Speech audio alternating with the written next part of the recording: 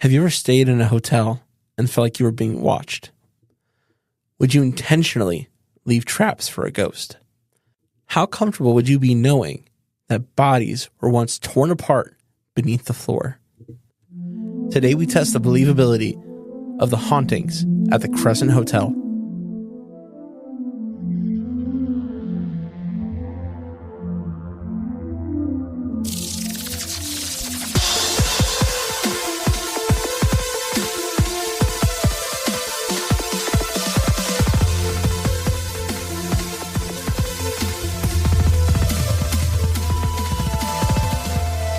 Welcome to Believing the Bizarre, Where we dive into the unknown and the unusual and tell you whether or not we find it believable. That's right. Here we are on this happy Tuesday. Post-parade, Tyler is here for you guys. Yeah, it was It's a all good. long, hot one. I feel bad for you. That's okay. If you were a ghost, what would be the best thing for someone to put in like a mousetrap? Yeah. But, it's for you, not cheese. Well, I mean, maybe it is cheese. I don't know. What would be the best thing to put? For me, Yeah. I'm a sucker for candy. I like candy. I gave out a lot of candy today. Yeah. What about you? What was your ghost trap? Browns tickets, Dave Matthews Band poster. Browns tickets. It's a pretty expensive trap. No, it's not. No, it's not. No, it's. Remember, we used to back in the day. We used to buy tickets for like $15. Yeah, because those were The Kick 6 days. Yeah. But I'm excited. Haunted Hotel, the Crescent Hotel. What state are we in? We're in Arkansas. Arkansas. Okay. The Ozarks. Okay. This is Is Boggy Creek is the Boggy Creek Monster a common guest at this hotel? probably is. Check in. He's in the backyard. They have a doghouse for him. Okay. I was definitely thinking of the wolf guy. The Beast of Bray Road? Yeah, I don't know. You can go too. I mean, I'm sure. This is It's it's a very old hotel. Must be. Yeah, but it wasn't always a hotel. We'll talk about that. Well, imagine it's new. It's like it opened 2 years ago and then a lot of people died. And now they happen fast. They did it just for the... Yeah, they did in Disney, one of my favorite places. There's this ride, the Tower of Terror, takes place in a hotel. Mm-hmm. Have you been on that ride? I don't. Do you know like drops, right? I've been on like the Devil Drop at I think they got rid of it. It was at Cedar Point. Okay. What I did in Disney was the one where when you're leaving, you see the ghost sitting between you. That's the Haunted Mansion. Yeah, I've done that. I don't think I did anything else. I'm a big fan of the Tower of Terror. Okay. That's one of my favorites. So you go up in the elevator, they go, whoosh, and you drop down. Maybe they had like a meeting and they're like, let's build a haunted house, but make it really haunted. And they were like, but we can't force it to be haunted. And he's like, can we? Actually, that's where people drop the ashes often. Oh, at this hotel? No, not this one. You're staying here, checking in. No. Some crazy stuff has happened in this hotel, though. Wait, where are people spreading their ashes? Disney World. That's weird. We talked about that, but that's still weird. I know. I think we made the joke where it's like if you really hate someone, drop their ashes in the It's a Small World ride. And I was like, I like the Small World ride. Anyway, let's move on. So today, before I start our episode, some sources I want to shout out. Historic Hotels of America, The New Yorker, Encyclopedia of Arkansas, and America's Most Haunted Hotels. I want to know which one. When we get to the one from the New Yorker, let me know. Was it like it's in there. I was staying. I don't know how I ended up in Arkansas. I somehow stumbled in while having a very translucent thought. This is a pretty crazy story. So I'm excited to hear it. All right, so let's start with our favorite topic: history. Oh, I thought you were going to lay out the entire hotel. So if you go to the left, that's the lobby. Don't use that vending machine. They never restock it. Unless you're actually there. Like verbal diagrams are useless to me. I think there's some people that are good at it. I'm not one of them. You know what, though? Like, I know how, like, Hogwarts is laid out, but in my mind. But you've seen it because the films. Before the films. If somebody described it to you without reading it or seeing it, you might not know. That's probably true. I was going to say... My mind's not mechanically built. Like, some people can talk about, like, how an engine works and, like, the levies and the doohickeys. The levies? Levers and the doohickeys. The levies, whatever. I got to see it. I got to do it. Yeah, well, I memorized the first two maps from the first two Halo games. The maps from the Halo games. But I was doing it. I was playing through it. Yeah. So it was kinetic. Or not? Yes. Is that kinetic? Is that what they call it? No. It's like when you're physically... There's like tactile. Yeah, it was tactile, yeah. So, the Haunted Hotel. Haunted Hotel, the Crescent. which makes me think of like crescent rolls. I was thinking like a moon. Oh, yeah. Are you sure it's Crescent, not the Crescent? The Crescent Hotel in Arkansas. So the Crescent Hotel is located in Eureka Springs, Arkansas. There's been a long history of death and disparity in the Crescent. In the early 1880s, when the framework for the hotel was just finished, hearsay says that an Irishman fell to his death from room 218. This room 218 is said to be the most haunted and paranormally active in the hotel. A television crew was even said to be attacked in this room. I don't know which television crew. Just the television crew. I assume it's like a Taps, maybe? Taps. I feel like they would have shouted them out, though. I know. They didn't say which one. We're in 218 in our building. The suite right here? Yep. That's a coincidence. Yeah, but we're not in Arkansas. No, we're not in Arkansas. I think a Ghost Adventures did do an episode here. This is a pretty well-known haunted location. I've heard of it. I just don't know anything about it. You've heard of this place? Yeah. I have not. But if you would have asked me anything about it, I wouldn't have even known it was Arkansas, to be honest. That's fair. No offense. Guests in the hotel throughout the years have seen bodiless hands coming down the stairs and men falling from the ceiling. The dining room is said to be a very haunted location as well. There are many reports from staff about this location. A quote about the dining room from the staff goes like this. One holiday season, while the dining room was closed, the grand Christmas tree and the packages underneath moved from one end of the room to the other. The next morning, the employees found the tree and the packages moved with chairs circling and facing the newly placed holiday symbol. Another time, employees returned in the morning to find the dining room in perfect order, except the menus scattered throughout the room. Yet another time, a waitress looked into the huge mirror between the door and the dining room and the kitchen and saw a man and a woman in Victorian garb facing each other as if they were in a wedding. The groom turned and made eye contact with the waitress, and then the couple faded away. The waitress quit her position shortly after the incident. Another commonly reported paranormal activity is a man in a Victorian clothing sitting at a table near the window saying, quote, I saw the most beautiful woman here last night, and I'm waiting for her to return. End quote. Many have recounted seeing apparitions in the Victorian ball attire dancing around the room during the wee hours of the morning while the room was closed and dark. End quote. Now it's all very strange, but some of this activity could come from the fact that 1930, the hotel was bought by a Dr. Baker. Now apparently, a quote from the New Yorker says, Baker wasn't a doctor. He was, among other things, a radio broadcaster and a former vaudeville magician who had become rich selling musical instruments called the air calliope. So, yeah, this man... It's like the Music Man. Yeah, kind of. And he spent his money on this hotel. Now, he decided he wasn't going to open it as a hotel. This fraudster opened this previous hotel as a hospital for cancer. I feel like there's a lot of hoops. Yeah. Why not, first of all, why buy this place in Arkansas?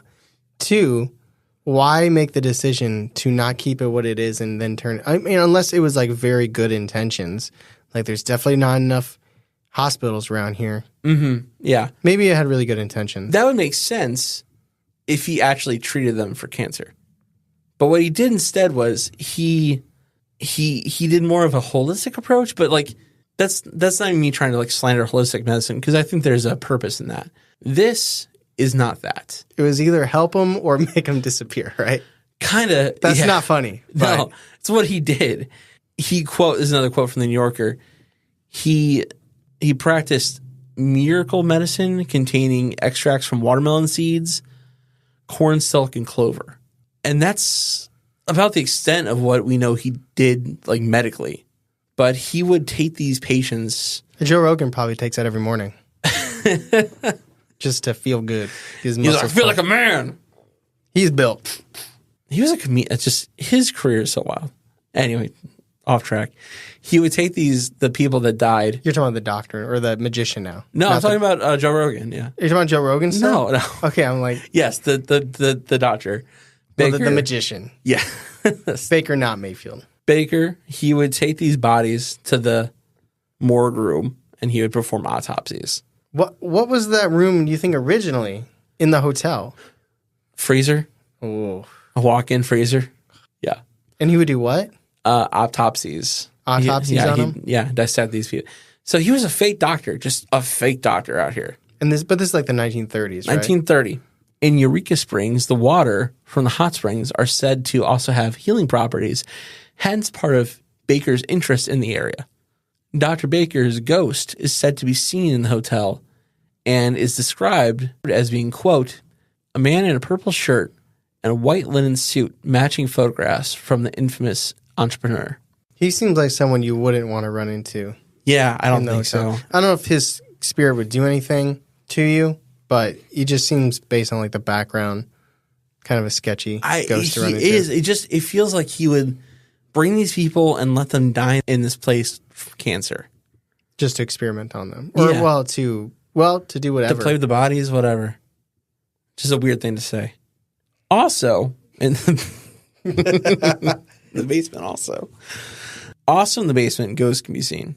Quote, a nurse is seen pushing a gurney, residing in Dr. Baker's old morgue area, and it's also known to squeak and rattle down the halls of the hotel. A hotel maintenance man witnessed all the washers and dryers mysteriously turn on in the middle of the night. The laundry room is next to where Dr. Baker's old morgue is, which still contains his autopsy table and walk-in freezer. It's still there? Mm-hmm. Can we really call him Dr. Baker? No, we shouldn't call him Dr. Baker. And is this actually a nurse, or is this like the person that's like, it's like, oh, I'm going to cut this person in half, and it's like an attendant and an assistant. Oh. You think it's actually a nurse, or is it like she works part-time for his magic tricks and then also... I don't know. I feel like maybe he did hire a nurse, but like she knows that he's not a real doctor. How many trumpets does he have to sell to be able to hire a nurse? Okay. So there was even talk that Dr. Baker found his corpses in less than innocent ways. So like murder. There were even hauntings back then though. So before Dr. Baker, I gotta stop calling him doctor. Before Baker had the hotel. Does he have a full name? I can't remember his first name. This is a quote from Modern Times about the ghost Theodora. And he goes like this. Quote, housekeepers report meeting Theodora in room 419. She introduces herself as a cancer patient of Dr. Baker's and vanishes. After curiosities are verbally exchanged, Stephen Garson, a cook of the hotel, swears he doesn't drink on the job, and in fact, he doesn't drink, period. However, Garson may have been tempted by strange encounters in the kitchen of the haunted hotel's Crystal's dining room. One morning, while slicing and dicing vegetables, he looked up and saw a little boy with a pop bottle glasses, dressed in old-fashioned clothing and knickers, skipping around the kitchen. Another morning, Garson flipped on the lights to begin the day's preparation when some of the pots and pans came flying off the hooks. End quote. So these are modern day people that work at the Crescent Hotel that are experiencing these ghosts. So when did it? So it started as a hotel, and then it transitioned to a hospital. Yeah. When did it go back to hotel? We're getting there. Okay. But this is a picture of modern time. This is the morgue where the bodies went. Ugh. That's modern. That's what it looks like now. That's disgusting. And this is a flyer for the Crescent when it was ran by Baker. We cure cancer. Tumors. Probably. Yeah. Without Operation Radium or X-ray, which is a big old lie. Anyway, the hospital closed in 1940 when Baker was convicted of mail fraud, which is to me the craziest thing to end this whole situation. Was he faking stamps? Like what is mail? I don't know what that means. Like, we know you murdered people and you're not actually a doctor, but this is not a traditional U.S. post stamp. Exactly. It's got your face on it, Baker. Well, like, can you just give them a quarter? Like, I don't understand. But that's what ends his stay at the hotel. So the Crescent goes up and it's purchased again 6 years later, but it wasn't open again until 1973. Now it's been sold again and again. In the 90s, it was sold again, and it's been updated a lot throughout the years to make it fit to a hotel. But basically, it opens in 1973, and then it's sold again in the 90s, and now it's still a hotel you can stay at, and it's really nice. It's like a nice, yeah. You think 3-star, 4-star? I think like 4. It's a nice hotel. They got the ghosts working as like, they're like the people that come in and clean the rooms when you're done. Yes, exactly. The ghosts are the wait staff. Yeah.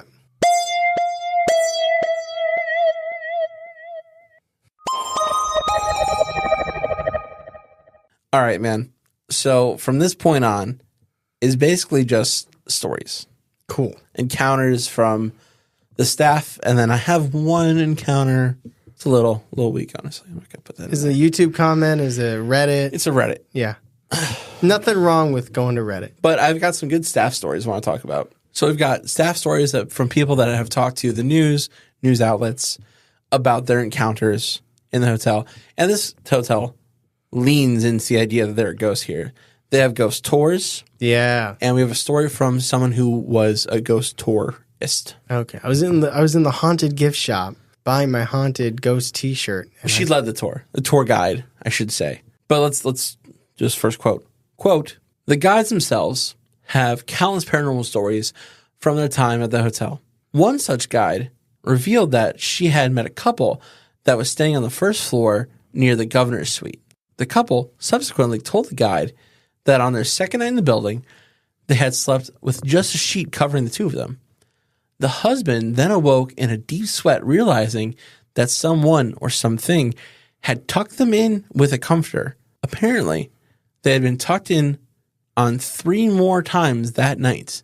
And one other guide recounted an incident where 2 guests check into room 221 in early spring afternoon.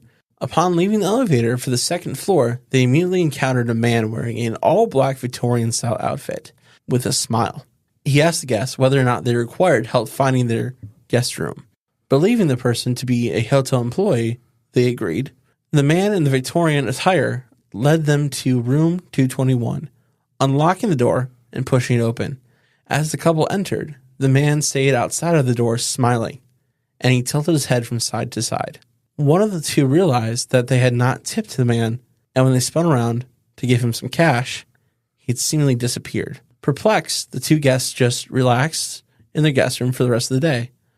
When they tried to re-enter room 221 later that evening, the door would not budge. The couple then descended down to the front desk, where they asked what was wrong with their key.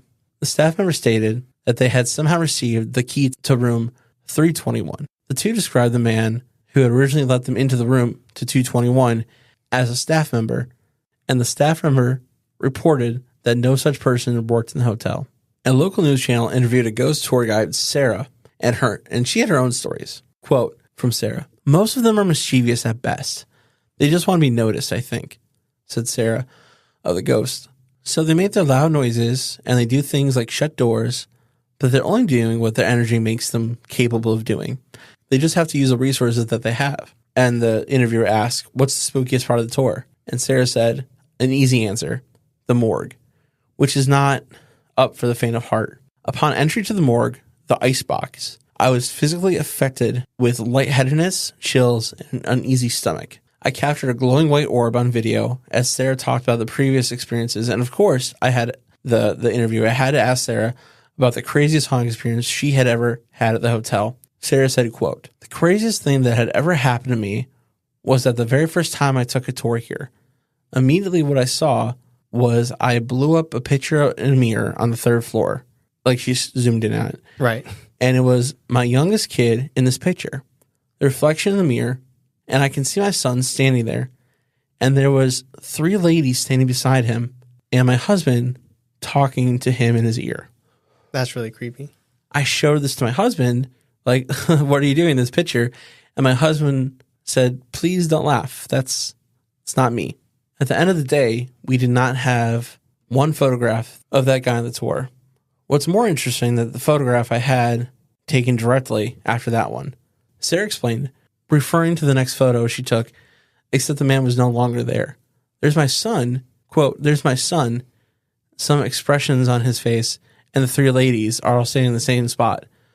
The only person that's missing was the man, end quote. That was a little hard to follow. So what happened? She took another picture. The man was gone. Okay. Yeah. But the ladies were there. But the ladies were still there. Okay. Creepy story. Yeah. That one, photos, people appearing in photos. I really don't like the bed one either. It could it's like specifically the tucked in aspect of it. I mean, if someone wakes up and they're cold, they might pull the comforter up, but like it makes it seem like it wasn't on the bed and then they got tucked in. Yeah. Which is it's hard to tuck you and someone else in while you're laying in the bed. It's weird, right? Yeah. The weirdest part about that is like it feels like it's an energy that's trying to be protective of people it doesn't know. Yeah, I could see that. I think the mischievous and also just notice me, like it's a way that they're guaranteed to get noticed. Notice me. But it is like it's something that people do lovingly, right? Like seeing these ghosts or pick me girls. It's like when you walk in and you see someone, like a family member and you like put the blanket over them or something. It's a nice thing like that. You think there's any chance that the guy that let them into that room was like, if they're really leaning into the hauntings, that it could have just been an actor? I don't know, man. That one's really weird to me because he's just kind of smiling. Feels like he's got like a time in his head. He's like keeping like a metronome. I don't know though, because like why? Like who would that even be? Like from past experiences in the hotel? Because it wouldn't have been a patient. It could have been anybody. Could have been Baker. It's a little bit more of a harmless. Like an actor wouldn't be able to go in and tuck you in at night because it's kind of like a privacy violation. But knowing that it would blow up potentially story-wise, this actor pretends and lets them in. And there was no one else in the room either. And it's not like he vanished before their eyes. Like they went in and then they went back out and he was gone. It's really weird to me, though, that he let them in with the wrong key, right? We can save the rest of this thought for the discussion. Yeah. Okay, so I've got a story about Theodora. It says that she was a patient, and some people say she was a housekeeper. So one or the other. One or the other. Story about Theodora. In room 419, this room is said to be inhabited by the spirit of Theodora, a prim and proper woman. She's believed to have lived in Norman Baker. That's his name, Norman. Norman Baker's cancer curable hospital as staff during the 1930s. And room 419 was her room. Records show that 419 is the Crescent's second most requested room because of Theodora's rumored presence. Tidying up after guests who stay in that room, but only if she enjoys their company. I've been told by guests staying in room 419 that they conduct experiments in that room, purposely leaving messes in hopes that Theodora will make her presence known by folding their chairs, organizing their closets, and actively arranging personal items that have been scattered around the room. All told me that evidently Theodora must have given them the ghostly nod of approval. Then just recently, a couple told me that they had purposely scattered their loose change around the room on tables, nightstands, etc., shortly before leaving for dinner downstairs in the crystal dining room. Upon their return, they were overjoyed in that they found coins neatly reorganized in stacks of quarters, dimes, nickels, and pennies, all placed together atop their dresser. No one knows how Theodora determines whom she favors, but this couple, it appears, had managed to make a good impression. So the only question I have about that is is that not just like the housekeeping? Yeah. That's the thing. It's some of the stuff definitely seems like it lends itself to real paranormal activity. And maybe all of it does, and I'm just taking a skeptical stance here. But I just wonder if there's a balance between like stuff that's really happening paranormal versus, it's like if the owner really wants to lean into it and they think about marketing it and it's like, let's get together. It's like, what are harmless things that people can't sue us for that we could do that could lean into like the haunted aspect? And maybe they really don't, but I don't know. That's just that's. You mean like a strange guy meeting at the hotel door? Yeah. Or someone sneaking into a room to clean it? Yeah. Was it clean during while they were in there? They went to dinner. Okay, then The only thing about the guy standing at the door, right? The guy who's smiling and nodding his head. They turn around and he's gone, right? Wouldn't you just stick your head out and you see a guy just like well, down no, the hallway? They already went inside. They probably set their stuff down. Then they forgot. It's not like they forgot that they tipped him. So that could have been like 3 or 4 minutes. I guess that's true. Yeah.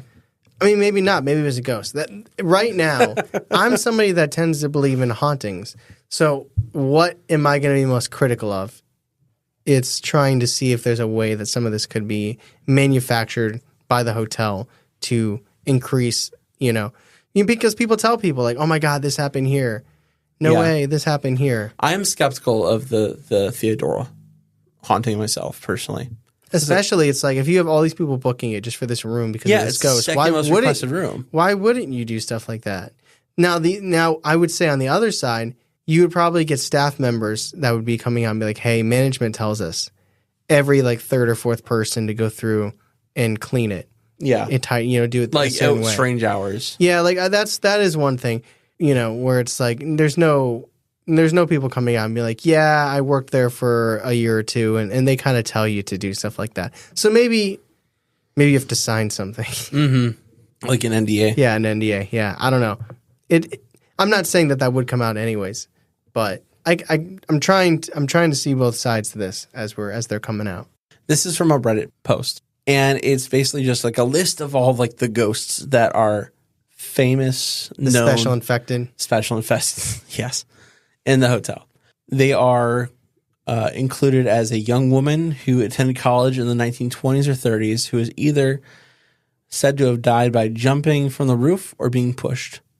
A nurse who worked in the building, right? We talked about that nurse. A man in a tall hat and tails, believed to be the ghost of John Fremont Ellis, a visitor who died in the 1800s. Michael, an Irish stonemason who fell from the building.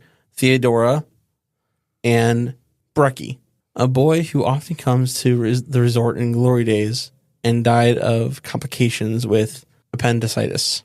His name was Brecky? Brecky. Brecky. Brecky. Okay. Brecky. Yeah. So those are apparently if you're going to see a ghost, it might be one of those. So keep your notebook handy. Yeah. It's kind of like a Clue. Yeah. It was Brecky in the dining room. With what? I don't know. A chicken leg. A chicken leg. All right. I have one more encounter from Reddit. From good old Reddit. Always coming through with the encounters. Yeah. So, minor experience at the Crescent Hotel and Spa. It's also a spa, too. It's a spa, too? Yeah, it's a spa, too. What? Yeah. That's what they did in the 90s. They made it a spa also. Okay. Yeah. I'm interested in the spa aspect. Not going to lie. Get the little cucumbers on the eyes. Imagine going to the sauna room and there's like a guy in there and like he never leaves and just vanishes. As long as he keeps pouring water on the rocks, keep it going, man. Keep it going. Yeah. It's really cold in the sauna. Oh, that'd be really scary though. If you're in the sauna and there's a cold spot. Or like, what if you're sitting in like at the back corner and then a guy comes in that just looks off and he sits where he'd be between you and the door of the sauna. So you'd have to pass him to leave. Oh. And just noticeably the sauna just gets way colder. Oh, that'd be scary. Ugh. Like what's noticeably colder in a sauna? Like it's like from like 70 degrees. I don't know. Yeah, it'd be creepy though. I mean, you'd be used to, well, not used to, you'd be experiencing the heat and then all of a sudden it turns into like comfortable, I guess. Yeah. But unless you felt like a cool breeze. Interesting concept. And then you got to get past them. Yeah. Ugh. Okay. So quote. So I was probably about 8 or so when my parents and I were in Eureka Springs, Arkansas. Where we stayed was labeled the most haunted hotel in Arkansas in America. During my stay there, we stayed in one of the corner penthouse rooms. The way it was set up, when you're in the hall and opening the door to the room, you have to walk up the flight of stairs before entering the living room kitchen area.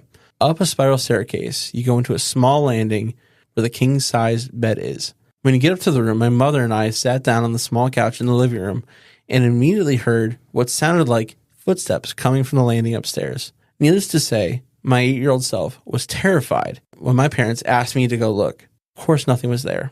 Couldn't think of anything that could have made those noises, as the room was basically its own section of the short tower structure of the corner of the hotel on the top floor, and the noises were obviously coming from the flat and not the roof. I don't see it being our imaginations, as we all heard the same thing originating from the same location. Not a major experience, but it was the first real paranormal experience I ever had. For the rest of our trip, we went on tours and we took pictures with orbs in them.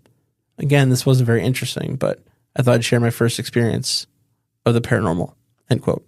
That's a good first experience in the paranormal where it's like creepy, but it's not like life-changing. Yeah, it's not like being possessed by a demon. Yeah, there's levels to this stuff. Yeah, so let's move on to the discussion.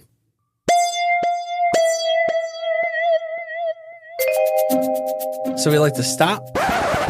We like to thank our new patrons for being part of our community. And we've only really got one to thank today, and that's okay. We've got the Wolf King. The Wolf King. Yeah. That was one of our transitions in what episode? It was the Wolf Man? No, it was the Dog Man. The Dog Man. That was our transition. It was. Ooh. I like that though. I like that. It was different. Yeah. Anyway, Tyler, if you could tell the Wolf Man one thing about the Patreon, what would you tell them? Listen, not the Wolf Man, the Wolf King. The Wolf King is the king of the men and women and children. Yeah. In the wolf packs. All of us. You know, I already mentioned this one recently. It's a newer one, but I don't care because it gets me so excited. It gets me so pumped. Is horror movie review. I love it. I love it. I love it. I love it. I love watching scary movies. And, you know, this. You want to hear something toxic? Yes. Yeah, absolutely. Let me tell you something toxic. And maybe somebody out there is like this too. Grad school beat me down, as did my own side project work.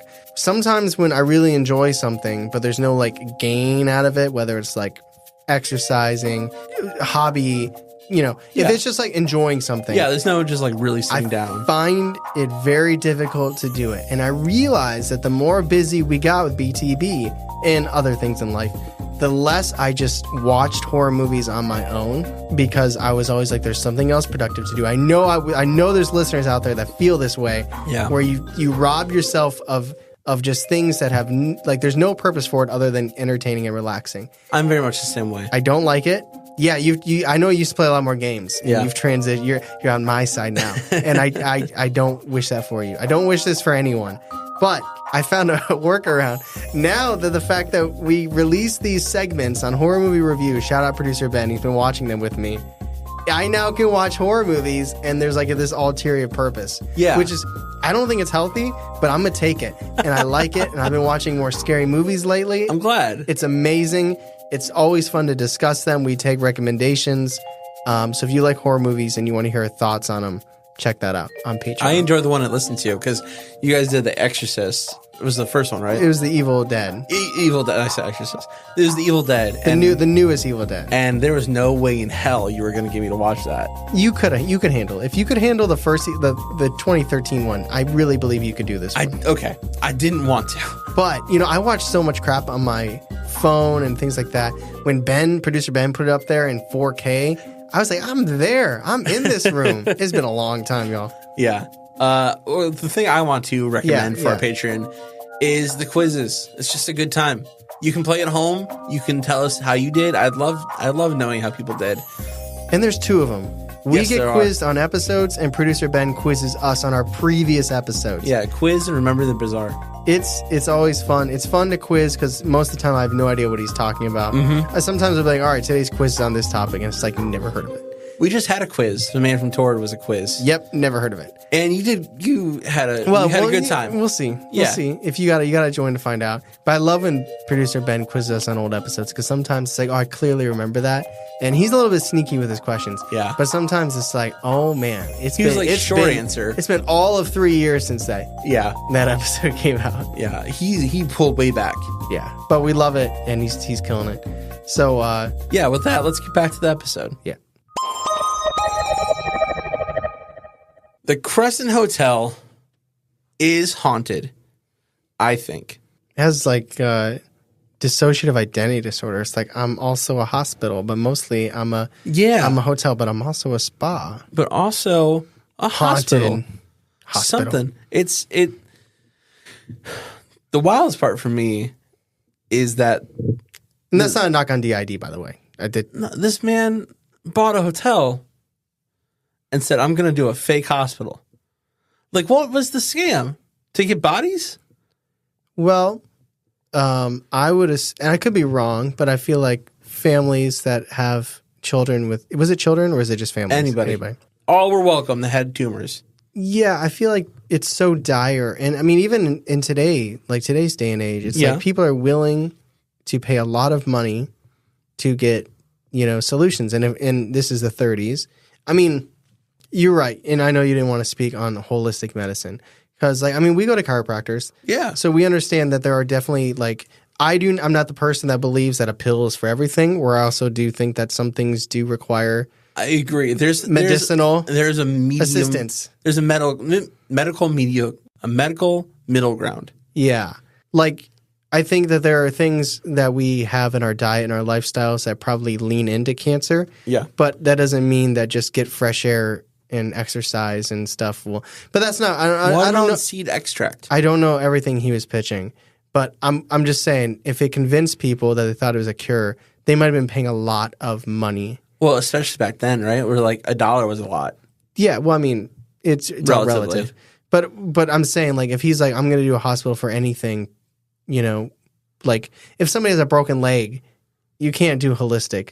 Where maybe he feels like at least for a while he could convince people. I would be interested to know whether he believed it or not, because that always matters to me. Like, good intentions, the bad things happen. I don't think it's not an excuse, and you can't really. It doesn't make it okay, but it's always nice to know that maybe the person did believe what they were saying.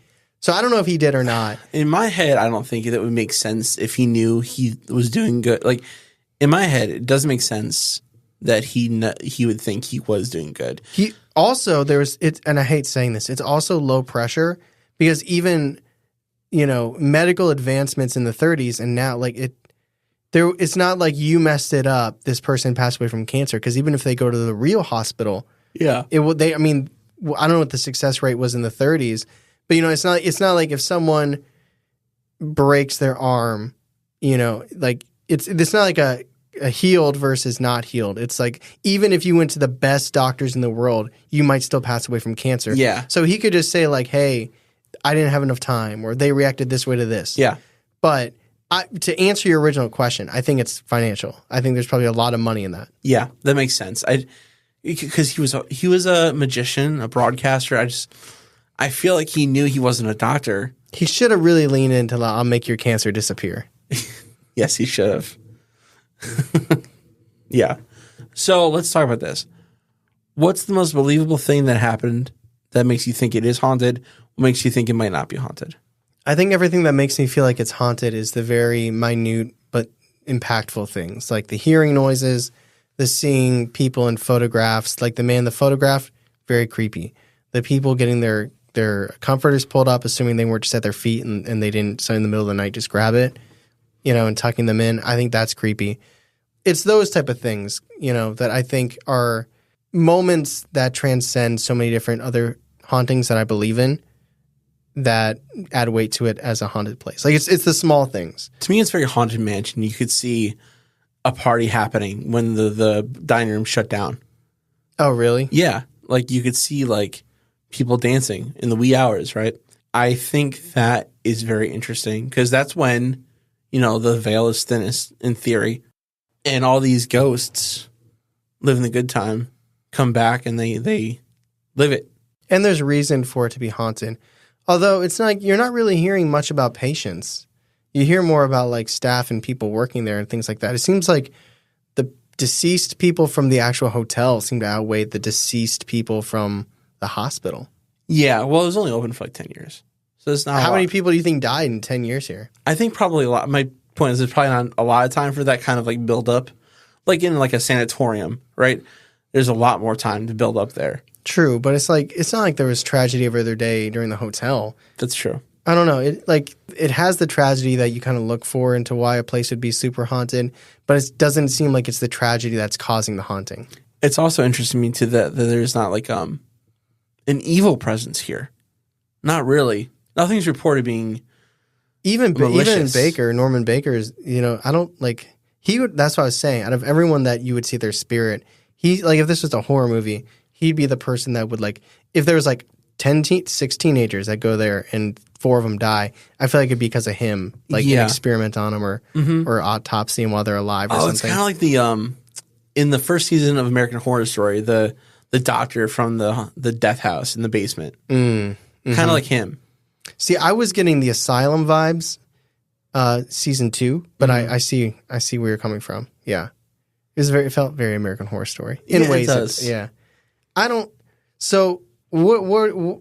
And just to go back to your initial question, what I don't know if I find believable or not are like the cleaning staff with the Theodora, yeah. Theodora and the man still. Like the man could be one of the creepiest real ghost experiences. That's a very scary experience if it's real. I just don't know how much the hotel is leaning into it, because I wouldn't put it past some people to do things like that.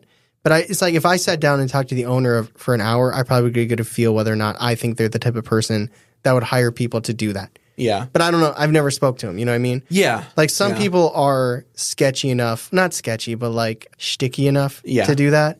Where others, you know, it's kind of like, hey, either you're going to get haunted experiences or you're not. And we're not going to fabricate anything, you know, because you're staying anyway. It's a hotel and spa. I mean, they are running this ghost tour. So that's a thing. Yeah. I wonder if they have anything where it's like, if you get touched, you can't sue, or like, I don't know what you would need. I don't know. What do you find the most and least believable? Most believable, I find, you know, the thing, like you said, the staff encounters, I find the most believable, because like the girl that saw the groom, she quit. She lost her job. She left her job. I find those kinds of experiences very believable. The least believable, I think, is probably that Theodora thing, because there's a pretty easy explanation for that. It's just you got to put the do not haunt. Yeah, and then she won't come do in not haunt. She won't come in and clean. She's like, fine. Yeah, well, pick up your own damn shit. I guess. Yeah, I don't know. I feel like I'd want. This is gonna sound terrible. I'd want more extreme hauntings from this, because there could be that element of sadness, but maybe it just wasn't there. Maybe it was just a pretty pleasant place where people died. It is hard to find like the origin of like some of the hauntings, because it's like if everybody was seeing Patience, then you'd be like, okay, that is what started the haunting. Yeah, but that's a very black white, like this is how humans conceptualize stories and events, and it doesn't fit in that, and that's okay. You know, it feels kind of random to me. One of the very first things I said was the bodiless hands coming down the stairs. Yeah, that's like the hell does that mean? Well, that's like the story we did with the hands, hairy hands. The hairy hands. Yeah, these are. That's you really scared me. Holy shit! I was not ready to see anyone coming in here. Oh my god! Is that my wife? Yes, it is. No, you're good. You're good. I was just like, holy, because we were talking about not the hairy hands aren't that scary, but no, I know. Okay, that's what we need to do. You hear people telling scary stories in here and just walk in. Imagine if this is like a possession story. Oh, dude, I would have like once I saw the light, I was like, what? You would have hit the ceiling like a cat. Yeah. Anyway, so Charlie. Yes. Well, wait. Did you ever? Oh, the hands. Oh yeah. I was maybe gonna say finish that. They were the wax cousins of the hairy hand.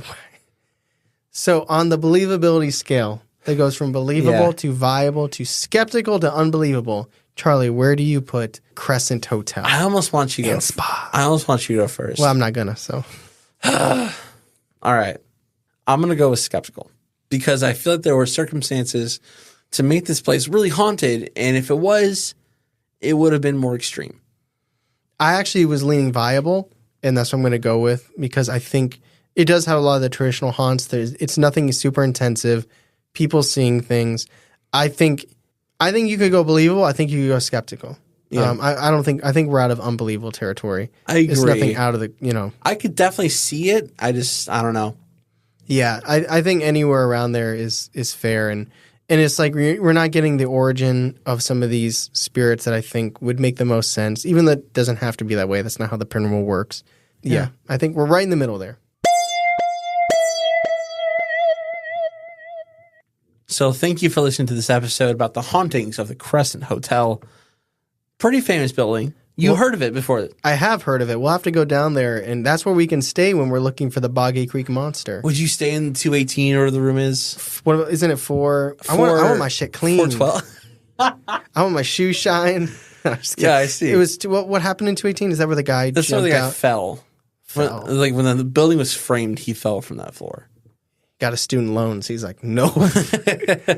I'd stay there. Yeah, I would stay there. I don't know how close it is to Boggy Creek, but Arkansas ain't that big. The ghost tucks us in together. Thanks. It's like it was a king size bed, and not anymore. About to make this a full. Yeah. So thank you everybody for listening. If you liked this episode and you like what you've been hearing, if you're on Apple, 5 stars in any type of review means a lot to us. We post it on our Instagram stories. We love seeing it. If you're on Spotify, you can either leave a 5-star rating and move on with your day, or if you want to respond specifically to this episode or any other episode we've done in the last 4 or 5 months, it literally says on that episode, what did you think? And we love seeing the specific thoughts on those episodes and posting them. So let us know. We're very eager to hear what you have to say. Yeah, and if you've heard this episode and you've run out of the main feed episodes, there's lots of content on Patreon. Oh, yeah. Let's see. We got quizzes, horror movie reviews. We watch horror movies together, Google Hangouts, Oh, yeah. T-shirts, enamel pins, hoodies, fun game segments. I guess that would be quizzes. And you're still going. You're still going because there's so much Social stuff. media response, director's cuts on old episodes, BTB Reacts to, where we watch short horror films Oh my God. in real time. That's a lot of stuff. We live here. Yeah, that's true. We live here. And I don't think we've said this for a minute. I just want to reiterate it. We appreciate you listening. Yes. It means a lot to us. We wouldn't be able to do this without you. No. We would be like two crazy people just looking at each other. Talking into rocks. Talking into rocks. So we really do appreciate you listening to this episode, listen to any other previous episodes you have listened to. We appreciate you. So with that said, thank you, everybody. As always, I'm Tyler. And I'm Charlie. And catch us next week on Believing the Bizarre. A podcast as bizarre as you are.